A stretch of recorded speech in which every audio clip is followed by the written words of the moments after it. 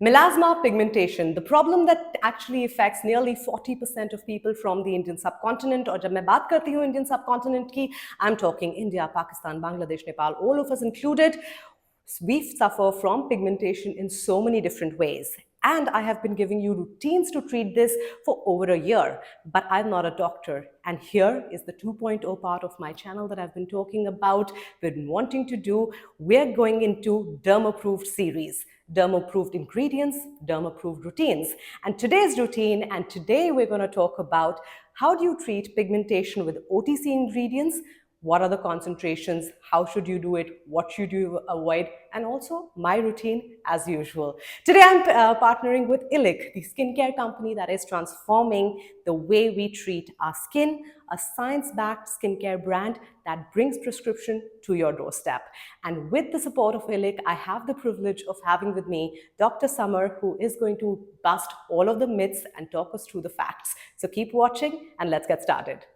Hello, and welcome to Skincare Simplified. Today, like I promised you guys, we are on phase 2.0 of this channel, and I wanted to bring in an expert to speak. And who better than a dermatologist herself? Dr. Summer, welcome to Skincare Simplified. I am so happy to have you here.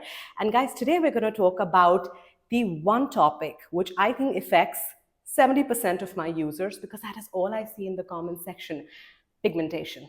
Exactly. Dark spots, patches, if not patches, scattered pigmentation. What are the best ingredients to target it?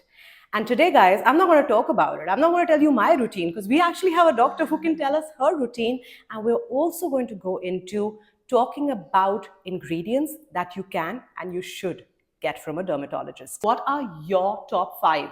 Let's start with top 5 ingredients for treating pigmentation on the face. Okay, so we're gonna start with over-the-counter ingredients. Yes. One of my favorite ingredients, and one ingredient that became very popular recently, is niacinamide, and rightfully so, I should say, because it really has so many benefits.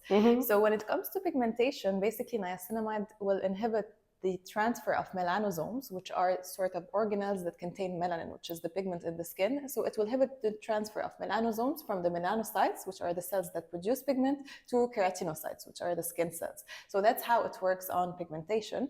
It also has an antioxidative or an antioxidant effect, and this also helps to reduce pigmentation. It's also anti-acne, anti-inflammation, so it's also used for rosacea. Really, you can use it for anything. Correct. And so glad you spoke about this, because I've tried explaining this in my videos, specifically when I'm talking about pigmentation and melasma, because I get this question all the time. Give us one cream, right? But pigmentation is complex. You got to fade the existing. And guys, if you remember, we spoke about the pigment pathway. So tyrosine producing melanin, melanin going to melanosomes, getting transferred to, what's the K1? Keratin. That one, and then coming to the surface of your skin. It is so complex. Like, the whole pigment pathway is literally a 4-step process. And if you got to treat melasma, if you got to treat pigmentation, you have to target all the levels, which is why, Dr. Summer, can you please validate me by saying there is no one cream? There is no one cream, there is no magic formula, and there is no cure. You have to keep on using the treatment, and maintenance is key in pigmentation. Correct. So niacinamide one, and I had this joke, I said it in a few videos, I said niacinamide is everywhere. It's going to be in cornflakes next, because literally skincare brands, when they figure out something, they put it in everything, even if they're putting a drop of it. So niacinamide ingredient number 1, love it. What's your second ingredient? My second ingredient is azelaic acid. So azelaic acid is also amazing. It has a lot of benefits. It's used to basically even out the skin tone. It's also used for acne, for rosacea. The nice thing about azelaic acid, especially when it comes to acne, is that it's not as irritating as other ingredients. So it's safely used in patients, even those with sensitive skin. And another benefit is that it's totally safe to be used during pregnancy and breastfeeding. I know, that is so important. The fact that you can actually have an ingredient that you can use safely during pregnancy, because pregnancy can mean so many beautiful things, but it can also mean acne due to all the hormonal changes. It can also mean pigmentation. Pigmentation increases. What is it called, that pregnancy mask? The mask of pregnancy, which is cloasma or melasma. So we know that melasma is worsened during pregnancy, after sun exposure. So pregnant women should really take care of their skin, apply their sunscreen, use ingredients which help, of course, which are safe during pregnancy, but also help to brighten and even out the skin tone to make sure that their pigmentation doesn't appear or worsen during pregnancy. And bonus, when your baby comes into this world, he sees you applying sunscreen all the time, they will automatically apply sunscreen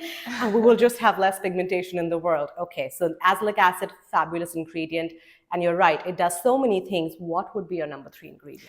My number 3, which is actually one of my favorite ingredients ever, are retinoids. So retinoids, in addition to their anti-aging, anti-acne benefits, they also help to reduce pigmentation.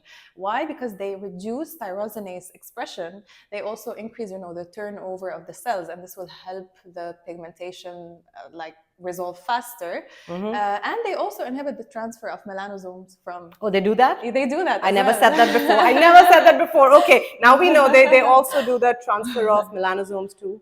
Keratinocytes. Keratinocytes. These words, such a tongue twister. Okay, so number 3, retinoids, 100%. Number 4. So there are many other brightening ingredients. For example, kojic acid. Kojic acid is derived from fungus, and it actually helps to even out the skin tone. The only thing about kojic acid is in higher concentration, it can lead to irritation and contact dermatitis. So what would be an optimal concentration? Less than 1%. One and less, yes, I would say. So 2% is high, is it? It can be irritating. The thing is, you don't want to treat pigmentation with something too irritating, and then you end up with something more called scarring. Post-inflammatory hyperpigmentation. Correct. Because when you get eczema or irritation, sometimes when the redness goes away, it leaves a bit of a brown pigmentation, and then you end up wanting to treat both, Yeah, and people of color, desi people, hum sare brown log, when we go through any form of irritation or even sunburn, right? When it heals, it makes us brown. We roast. White people go red. We go brown. So we have to be extra careful, just as people of color. So lovely. So that was kojic acid. I actually thought that 2% was pretty okay because that's what I've been seeing in OTC, but it's good to be mindful of the fact that it could be drying and therefore irritating. And exactly. We just have to be careful. And I always tell my patients, whenever you're starting a new cream, even if you know it's suitable for sensitive skin, just start it slowly, gradually, make sure you use small amounts, and then you see how your skin will tolerate it. I'm going to paraphrase this. I say this in every video. जब आप एक skin care ingredient introduce करते हैं, please एक एक करके introduce करें, एक साथ सारी चीजें मत लगाएं. Don't go ahead of yourself, don't get over enthusiastic. The whole point is skincare is a marathon, it's not a sprint, right? So you've got to be slow and introduce things slowly. Thank you. So kojic acid, number 4. Number 5, Tranexamic acid is another ingredient that people recently heard about. So tranexamic acid can be used orally or topically. Orally, it's also used for hemorrhage in medicine, but in dermatology, we use it to brighten the skin tone. When it comes to tranexamic acid, we don't know exactly how it works, but we do believe it interferes with the interaction between the melanocytes and the keratinocytes. It also reduces the tyrosinase activity, and it also helps to reduce the formation of new blood vessels, which has been shown to be one of the factors that an etiologic factor in melasma, basically. So what happens with these new blood vessels? So it's like increasing your melasma or getting it to come back? Yes, it can contribute to increased pigmentation in melasma specifically. Top 5 ingredients. Now let me tell you what would be my ideal. I didn't hear you talk about vitamin C. Or the time is over for vitamin C. It was very 20. No, but was it just 2020? Because I feel 2020 was the year of COVID and vitamin C. Both of them rose up to the charts. Everything was vitamin C, right? And now suddenly it's niacinamide. It's true, but still vitamin C has its followers. It's an amazing ingredient. It is anti-aging, anti-pigmentation, antioxidant. Personally, I usually tend to prescribe it in the morning just because it has this photoprotective effect, and it can increase the efficacy of your sunscreen. Correct. You want to make sure you apply your sunscreen afterwards. 100%. And vitamin C can also be irritating, especially in patients with sensitive skin. So you want to make sure you start it slowly and maybe start with a lower percentage, like 10%, and then you gradually increase. And do you think anything over 20% is important? No, more than 20% would be more irritation and not proven to have better efficacy. Got it. So, but top 5, we're leaving vitamin C for a minute. Like niacinamide is having its moment. So let me tell you, Dr. Summer, what are the routines that I prescribe as a skincare consultant, like when people come to me. And the goal of Skincare Simplified, or me creating content, was just like, there are 20,000 products. Everyone can potentially buy them. Nobody knows how to use them. Exactly. Right? And my whole goal with this channel is skincare education. I want to create the most educated, the most aware consumer, and then they can go and make whatever mistakes they want to, as long as they're aware that they're trying something, etc. So in my ideal routines, the one that I recommend for pigmentation, I always recommend niacinamide. So my routine in the morning is an arbutin serum with a niacinamide. How do you rate that? That's great. Arbutin is another ingredient which we haven't discussed. It's not the most effective anti-pigmentation treatment, but it also works. It also works. And then I prefer in the night times, definitely retinols, right? Retinoids if you can get it, because there's a whole process, not just from a prescription perspective. Your skin has to get used to it. And I know so many people who say that this is like $30 in Astro. Can I just go get myself a retinoid? And I'm like, please don't do that. You just don't go and pick up an ingredient because it is sort of available at a lower cost. And we're just going to talk about how a custom compounded product can just make a whole lot of difference to your skin. So yeah, I tend to recommend arbutin niacinamide, evenings as retinols and retinoids or retinoids. And then I like to go between Kojic, Tranexamic on alternate days, because you can't like literally use them every single day. So, and I do feel that a lot of people from the before and afters have seen real results. But when it comes to really stubborn melasma, dark patches that take a while to go, there is an ingredient that we have to talk about, and that is hydroquinone. Hydroquinone is the star, but it is spicy. You got to use it correctly. You got to use it under the instructions and care and guidance of a derm. Now me, not a derm. I know you guys asked me. I'm very flattered, but no. But you're very well informed, I must say. Yeah, I'm an informed consumer, right? And I study a lot, but I'm never going to tell someone to go pick up hydroquinone. No. But we got to talk about it, because if you've got really intense melasma, and a lot of times, say if you developed it 10 years ago, 15 years ago, it's also stubborn melasma. And that needs to go away. But that is another video.